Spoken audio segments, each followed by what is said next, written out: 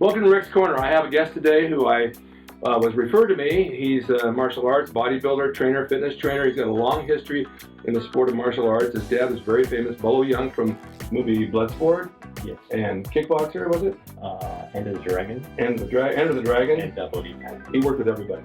And now you're his son. Yes. And I have a son that follows me as well.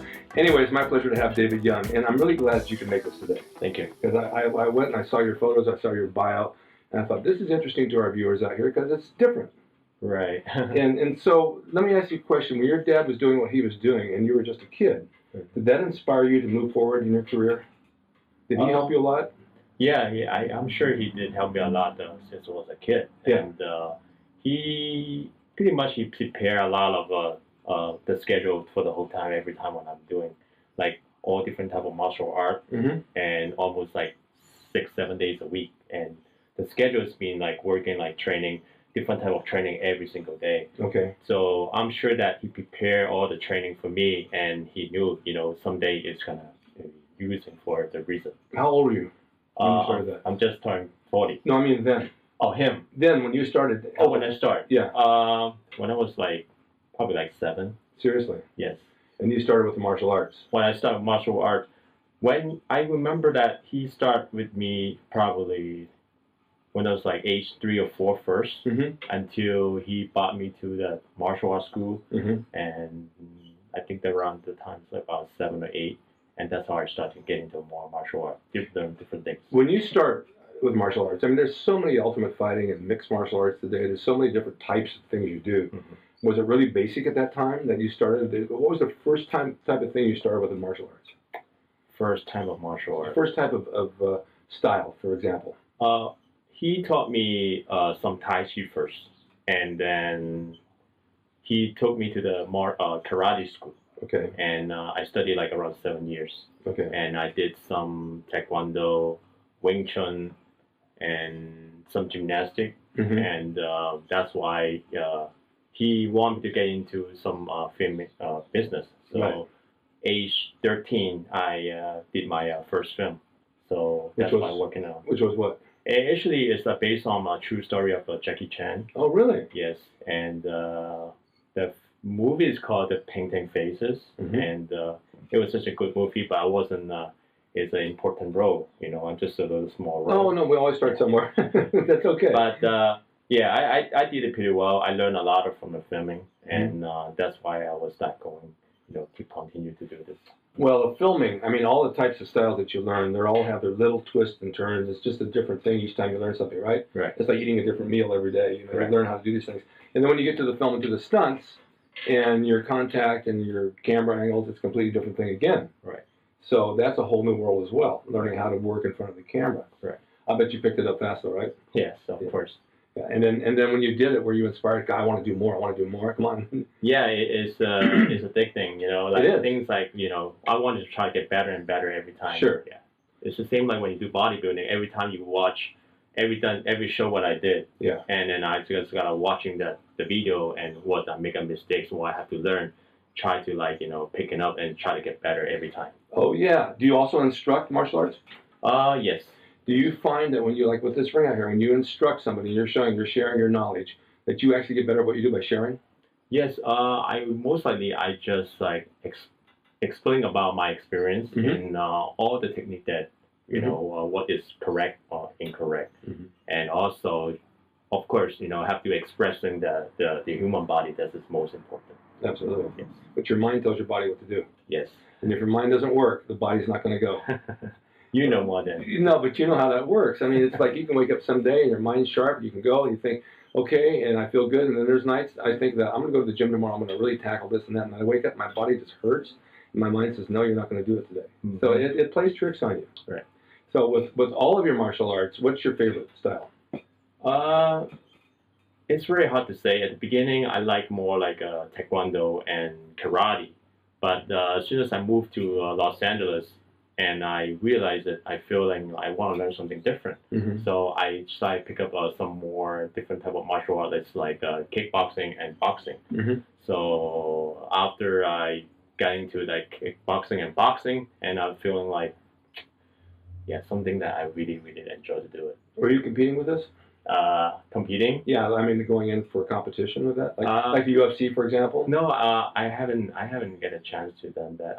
Never thought about it. I just like to enjoy the sports. I had it on last night. I was watching it. My girlfriend went to bed, and I put it on because there's nothing on TV, and it's really brutal. It's pretty brutal. Yeah. I mean, you got to be able to really want to be beat up. Right. You know, I don't want to be beat up. So, but I mean, they're skilled guys. They're definitely skilled. Right. A lot more than they were years ago. Right. I mean, today the training for that's like really brutal compared to training years ago. All right, so you got into films, and what else have you done with the films? I have I just did this film last year, and it's American and Japanese film, and it's mostly into action, and I'm gonna be one of the assassins. The assassin? Yeah, assassin. Is it out now? They haven't out yet, but they still continue to film this year, and also I got a few more projects, and they been looking for. I'm just waiting for the response, and hopefully I get some projects soon. You want to produce yourself? I'm sure I would do that one day. Yeah. Well, you know, the thing about that is, it's your vision and your control. Right. And you can do it any way you want to do it. Right. And if you have the knowledge and experience like you have over the years, you shouldn't have any problem doing it. Yes. You got a good storyline. It takes a good storyline. Right.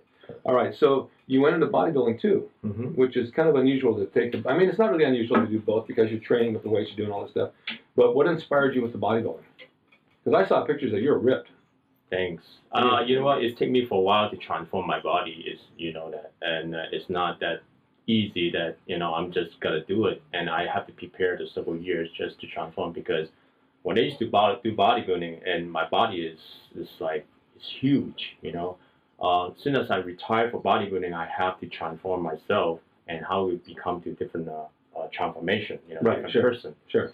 And when I done bodybuilding at that time.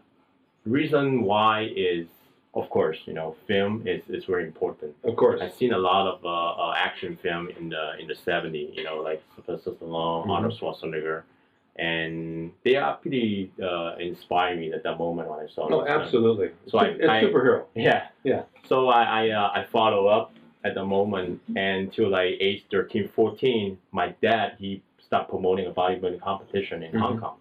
And he told me, he said, you know what? Try to get in there, Well, he was really good. Yes, I mean, he was in good shape.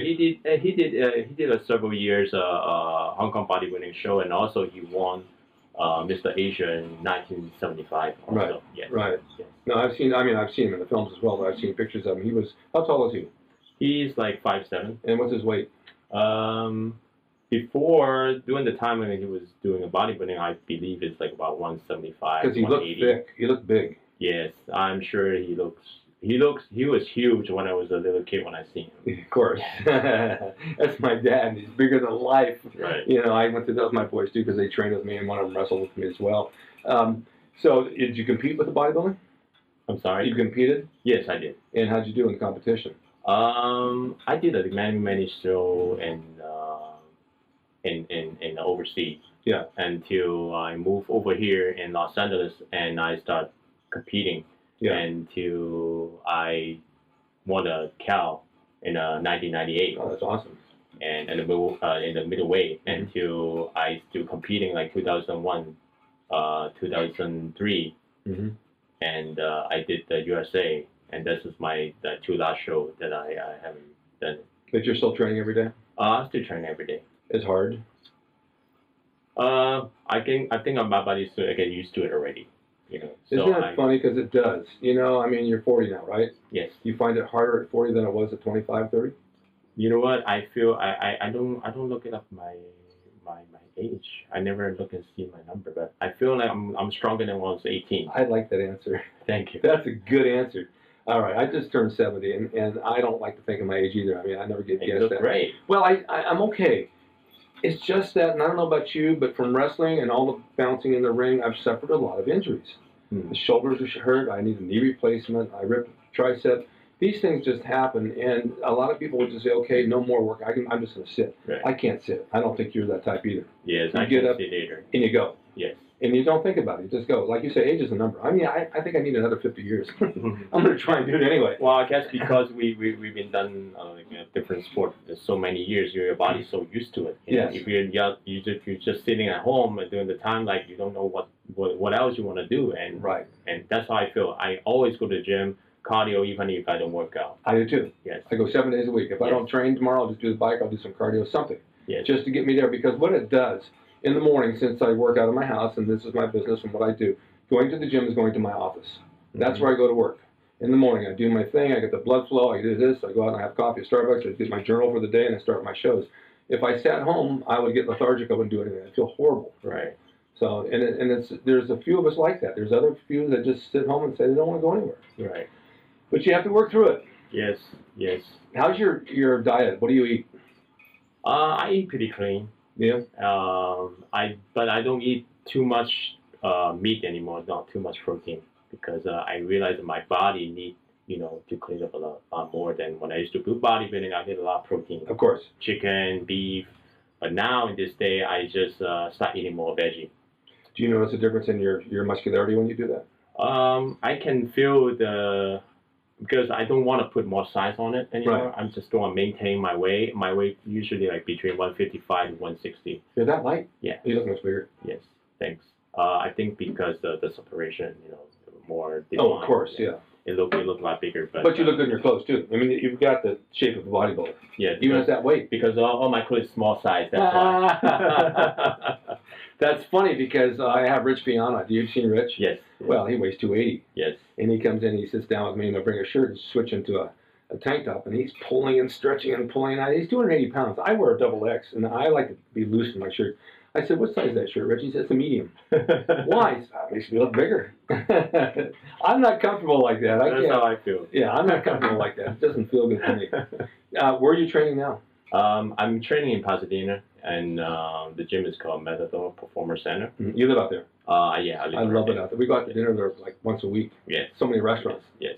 Yes. I'm fascinated about this no meat, no chicken kind of thing because I'm a big believer that I have to have my protein every meal. Mm-hmm. And when you're training for bodybuilding, you're the same way. Right. I'm afraid if I cut that out, then my body's not going to function like it did.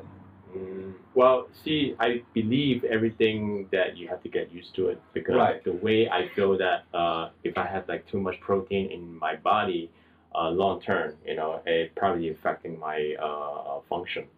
So I start eating more veggie and drink a lot of water and try to clean up my system. So at the same time, it feels like because now I don't lift heavy anymore. So I do a lot of cardio and conditioning. You don't train heavy?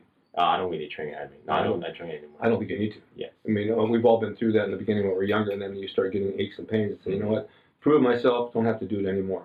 The lighter weight, even the machine, just as long as you're getting a muscle resistance, some sort. Right. All you're doing is resisting the muscle and making it benefit and making it grow and respond to what you're doing. So it's resistance training. The heavy weights are an ego thing when you're younger. And then as you're older, you say, you know what, I did that, I don't need to do it anymore. Right. So now you're training people as well? As I still do sometimes, yes. Yes, I train, I have a couple of students, and I'm just helping to transform their body. Yeah. But at the same time, I want to focus on them as well. Yeah. Yes. So that's what you're going out and doing the films and doing some training and just making your life work that way. Yes, and try to motivate myself as much as I can, and of course, I'm trying to do my best and inspire everyone that. Well, like you being on here, I want a lot of people to see what you've done because I was inspired by you. I like what you've done with yourself and with your life and your body and your mental attitude towards everything is inspiring to everybody. Thanks. And so people who watch this will see you will also be inspired. I wanna make my dream come true. I wanna make everything that's right for me. Exactly. Yes. So now, if we want to reach you on the internet, where can we find? You can go on Facebook, my fan page, and David Yeung, and also you can go on YouTube channel. It's the same, David Yeung. David Yeung. Yes. Spelling? Y-E-U-N-G. Right. So it's not Y-O-U-N-G. Well, I saw your Facebook page, and I thought it was great.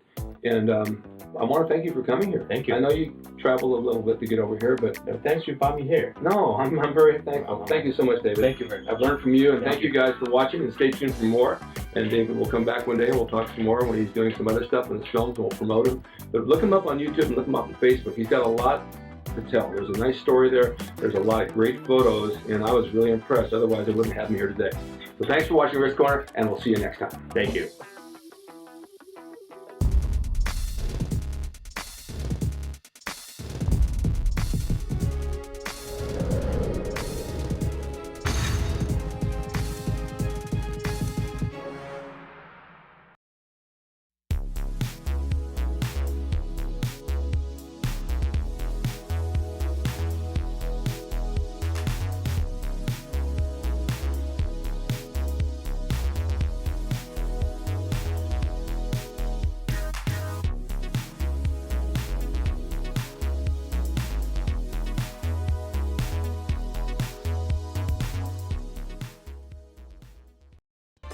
It's rickdracin.com. He is the equalizer, baby. See you next time.